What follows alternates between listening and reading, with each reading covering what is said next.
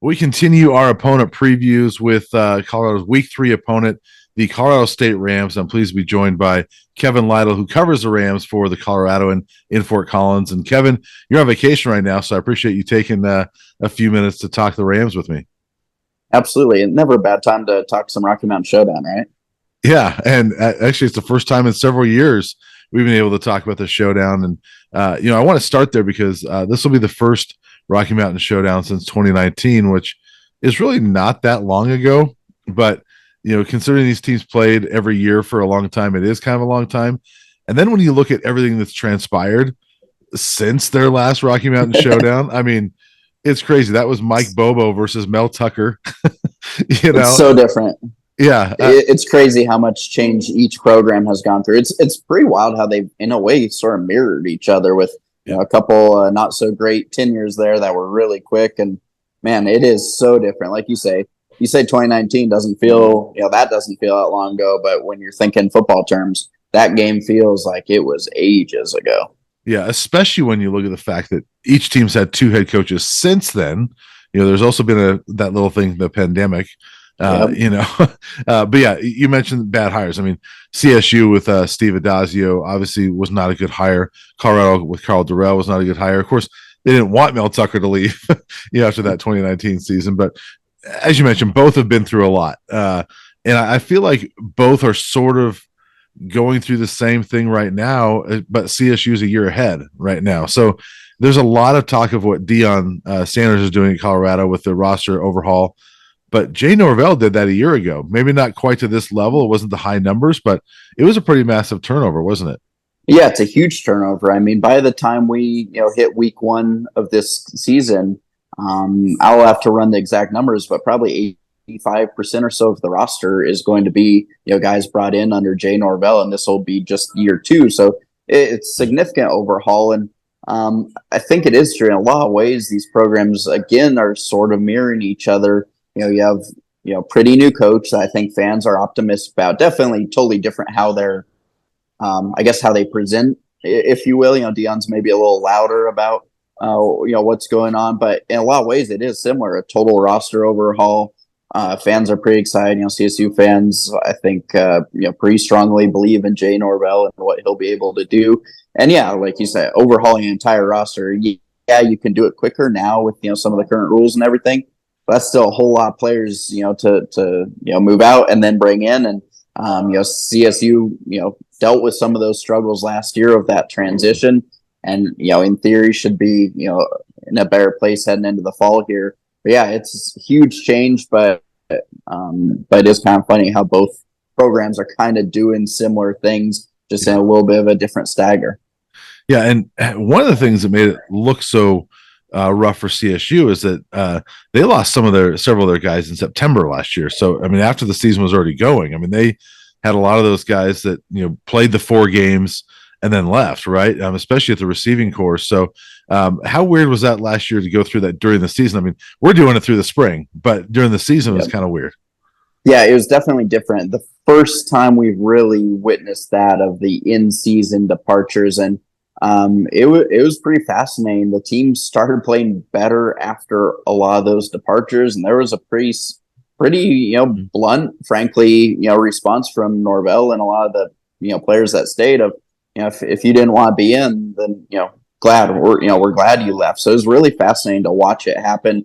Again, every time there's a coaching change, you see kind of locker room transformation, not just in who the players are and system, but in some of the culture things too. And just with all the current rules, you were basically watching it happen live rather than a slower transition that the way it used to happen.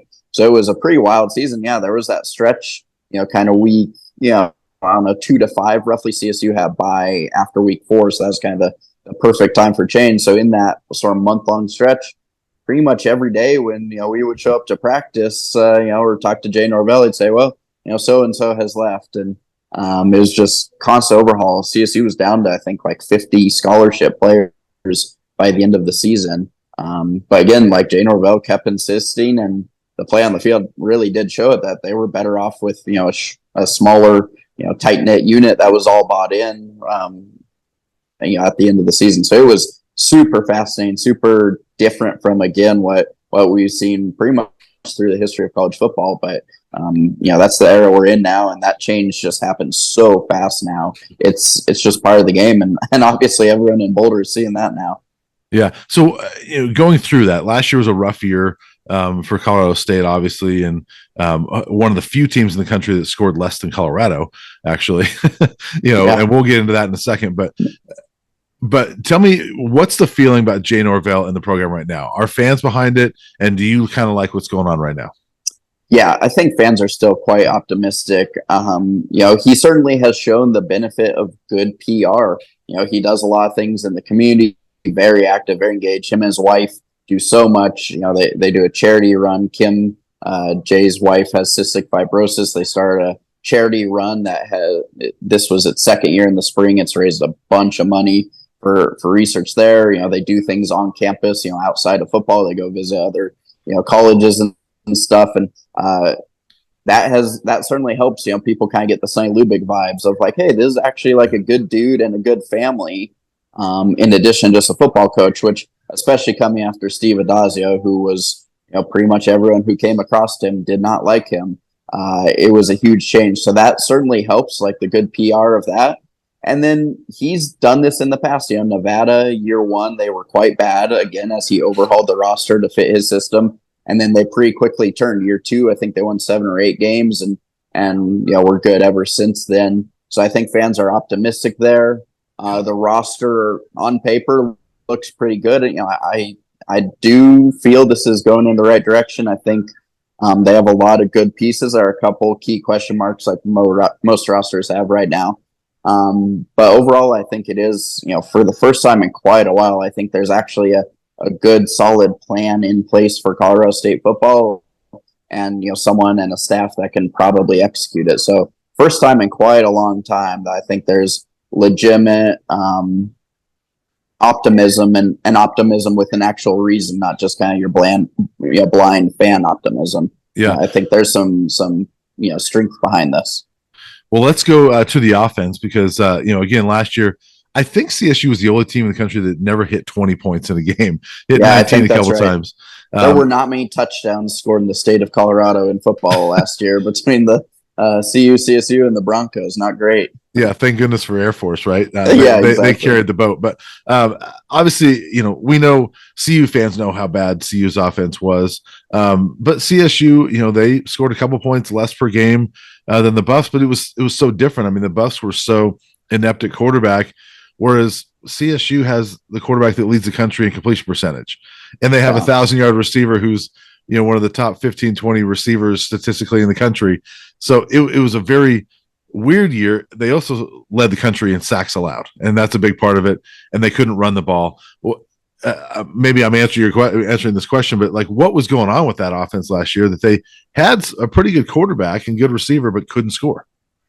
Yeah, the offensive line, that sack number really is the main thing. They would get themselves behind the chains, to use the coach's term, way too often. Too many sacks. Obviously, some of that was on Clay Millen as a redshirt freshman quarterback. He did hold the ball too often at times, but the line was bad. They weren't great, and then they had a lot of injuries up front, and the depth was pretty awful. So the line was just a complete problem. They had to, this is supposed to be the air raid offense, throw it around a ton. They just couldn't really do that because Clay Millen couldn't have the ball in his hand long enough to really do that. So yeah, they really had to divert to the run game a lot, partially just to protect Millen's life. And then, with those line troubles, they would move it pretty well between the sticks, or between the 20s, but then really kind of bog down the red zone a lot of times. Again, when the field gets shorter, your options get more limited. Defenses can key on a few things. And when your line isn't blocking well, those really fall apart. So that's really what the offense came down to. You had a quarterback, like you say. I mean, Clay Millen completed 72% of his passes. But I think some of that, he was checking down a lot to some really short stuff because he had to get the ball out. So honestly, I think they probably hope his completion percentage is dropping some this year because they're throwing more, intermediate and deep passes. You have a superstar in Torrey Horton. He is, I think, easily the best receiver in the Mountain West. if we want to talk NIL, there have been some stories about, or some rumblings about the offers coming into him, and he keeps turning them away. But he could be playing anywhere in the country. Horton will be an NFL receiver for sure. They didn't really have depth at receiver. Justice Ross Simmons came on, but he was a true freshman, so obviously some growing pains there. They didn't really have a receiving tight end, so they were kind of lacking depth in their weapons on offense. So you combine that with a young quarterback who was certainly good in points, but certainly young, and an offensive line that just really struggled, and they just could never ever find rhythm. Yeah, so let's stick with the offense real quick for this year. Obviously Millen's back and Horton's back. Justice is back after a good freshman year. They had a Dylan Goffney from SMU. They had the tight end for BYU, blanking on his name, Dallin Holker. Yep. And then revamp the offensive line. I know it's kind of lower level offensive linemen that have come in, but it's sort of revamped in some of those areas, and also bringing in a running back from North Dakota State who was very productive. What do you feel about the offense right now? And also with that, I want to ask you about the running back, Avery Morrow. What's his status? Is he going to be with this team? Yeah. So first I'll start with adding basically more weapons. Goffney is a guy that I think will step in and help. Justice Ross Simmons, he looks like he's a star in the making, so he should be more comfortable, more confident. They were really happy with how he finished spring ball. They have another guy, Lewis Brown, who played some as a freshman. They have a bevy of incoming true freshmen that are highly rated. Again, true freshmen. We'll see how they fit in. Dallin Holker looks like he should be a really good receiving tight end. So they've just really beefed up weapons. I think Holker is a really, really important one because he should open up that intermediate passing game that they really didn't have. He's a guy that can, kind of catch passes in the seams and things like that. And Kobe Johnson at running back, they may need him because, to answer your last part of the question, Avery Morrow had a really good year last year, kind of a strong, tough runner. But it's to be determined if he'll be what his stats will be. He was arrested in January for assault from an altercation on campus, or near campus, I should say. That's been working through the legal system. There's still not a resolution yet. He just had a hearing I was listening to recently, but there wasn't a resolution yet. He'll have to go through like a student board type of thing to see, determine status as far as university and obviously legal stuff. So it's to be determined if he'll be able to play or not. I don't think we have an answer to that. But that's why that Kobe Johnson, the North Dakota State running back addition, could be so big because behind Morrow you have a bunch of kids. Again, some really highly touted ones, but you don't want true freshmen pass blocking for your quarterback all the time, probably. So bringing a kid that's played in a ton of games at North Dakota State is a good safety cushion, and I think he's a guy that whether Morrow plays or not, Kobe will be probably on the field no matter what. Yeah, nearly 1,000-yard rusher last year at NDSU. I think over 2,500 yards in his career. So offensively, it sounds like the Rams are going to be better. I mean, with that system and with Jay Norvell's track record, you would assume that they're going to be a little bit better. It all comes down to that offensive line, really. And for the 5 stars will be new guys. In spring, it looked better. It's spring ball, grain of salt, and all of that. Yeah. But CSU's defense and defensive line should be really good. They held up pretty well against them in spring ball. The early signs are good, but obviously those are just early signs. We'll see what happens. Week 1 against Washington State is when we'll really start to learn how that line is. But it's hard to be, it's kind of one direction to go. It should be up after last year. Yeah. Defensively, this team was not bad last year. I mean, they were probably middle of the country in a lot of statistics, and they bring a lot of guys back. They had Ron Harge from Oregon State, who's a pretty solid corner. What do you feel about the defense right now? Yeah, defense really should be a strength of this team. The numbers, like you say, not bad overall. And then if you break it down to specifically into Mountain West play, it was quite good. 7 of 8 games, they're really good. They did get trucked by Boise State, one of those classic games at Boise where everything goes wrong. But other than that, they're really, really good in Mountain West play. You have a lot of really good players coming back. Mo Camara on the defensive line, I think he flirted with double digits last year. I can't remember if he got to it in sacks. He's really good, probably an NFL guy. Ron Harge, like you say, at cornerback, and then he's paired with Chiggy and Newsium. They're both Pac-12 guys. Chiggy was at Cal, Harge at Oregon State, so they'll be your corners. Jack Howell is just a superstar at safety. He's a guy that it seems like he always has to prove his way. Everyone always thinks, because he's not, any wild body type, but he always finds a way to make plays, nose for the ball, is always around it. He's got just unbelievable athletic heritage. His dad, John, was a star at CSU, played in the NFL, won a Super Bowl with John Gruden and the Buccaneers. His sister is actually a elite level soccer player playing in the NWSL. So that Howell family is pretty good. They got more Howells coming up through the Colorado system too. So we'll be seeing their names. But Jack's a really good player. So yeah, that defense is good. They made some additions. That D line is really deep. That the defense should be the strength of this team. Everyone is really excited about Freddie Banks, young defensive coordinator, probably a head coach in waiting pretty soon here. So yeah, that defense, they've talked a big game, and they've said not only do they want to be best in the Mountain West, they want to be one of the better ones in the country. So again, that's spring talk. Everyone feels confident in spring, but they really do have pieces to be a pretty good unit, and they need to be. It's a pretty veteran, experienced group. If the CSU team is going to have success, the defense will have to be quite good. Yeah. Well, that Howell family got the athletic heritage that this Howell family didn't get. No relation, but it's clear if you watch them that there is no relation. But how about this team overall? Obviously, struggle last year, but they're hoping to be a lot better. Is this a bowl team? What's a good year for this team? Yeah, if this team is playing a bowl in December or whatever, I think that would be a big success. It's been a long time since CSU has done that, which is, really poor in the Mountain West. And with the resources this program has, you should be able to make bowls. So I think that would be a big success for this team. Certainly if you could make a run, toward the top of the Mountain West, that would obviously be huge. It may be, a year too soon for that. But I think the team certainly thinks they can do that. But from a practical standpoint, especially look, the non-conference schedule is pretty tricky. This team, if they're bowling in December, I think that has to be a win in year 2 under Jay Norvell. Yeah. And then last thing, Rocky Mountain Showdown, again, first time in 4 years, first time on campus, either campus, since 2009 when this game was in Boulder.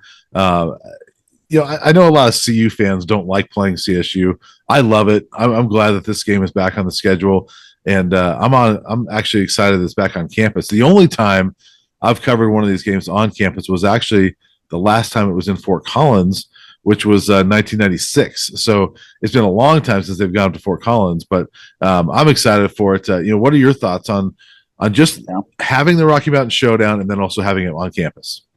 Yeah, I'm with you. I mean, I grew up in Colorado, grew up watching this game. I think it's a great game to have. It's a lot of fun, great energy, especially right now with two programs that, in theory are on the rebound. I think it's really exciting. And I'm with you. I think campuses are great. The Mile High thing, there was a time and place, where that was right. But I think now, Folsom obviously is a gorgeous, place for college football.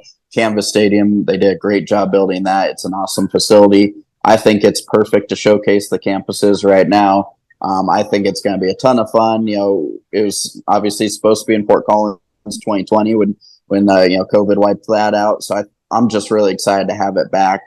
I think it's a great game. I personally agree. I think it should happen every single year. I think it's a shame that we're going to have these two and then another long break before they're playing again. I think frankly, I kind of think that's a travesty. But I'm really excited to have it back and excited to see what this will be like. And there's going to be a lot of energy around that one. And I'm just really, really pumped up to have this. I think it's great for college football in the state. Yeah, well, I think gets people talking about college football, which, frankly, these two programs haven't been very good. They need to do something to make people talk about them. Obviously, that is happening a little bit right now. But this game, kind of no matter who's coaching, can actually get people's attention. I think that's a good thing. Well, anything that brings out fan passion on either side is a good thing. And it's the one time a year that the CU and CSU fans really, go at each other, right? And so that's not a bad thing. It's funny because I think there's 8 games on the schedule right now between these teams. but it's between now and like 2038. And so, it's never more than 2 years in a row. And it's like this year, next year's in Fort Collins, and there's like 4 years off, and it's like 2 on, 2 off, things like that. But it's funny to look at 2038, the Buffs and Rangers play. Yeah, we probably don't need to go too deep into college football scheduling right now, but why we're scheduling games in 2038 when conferences are shuffling and changing every single year? It's a little ludicrous to me, but hey, whatever. Hey, if the game's being played, I'm happy about it. The way this thing's going, they might be conference rivals by 2038. Who knows what it might be by then. Well, Kevin, I appreciate it very much. Enjoy the rest of your vacation, and I look forward to seeing you, I guess, in September in Boulder. Yeah, thanks so much. Looking forward to the showdown down there. It's going to be a lot of fun. All right. Thanks, Kevin.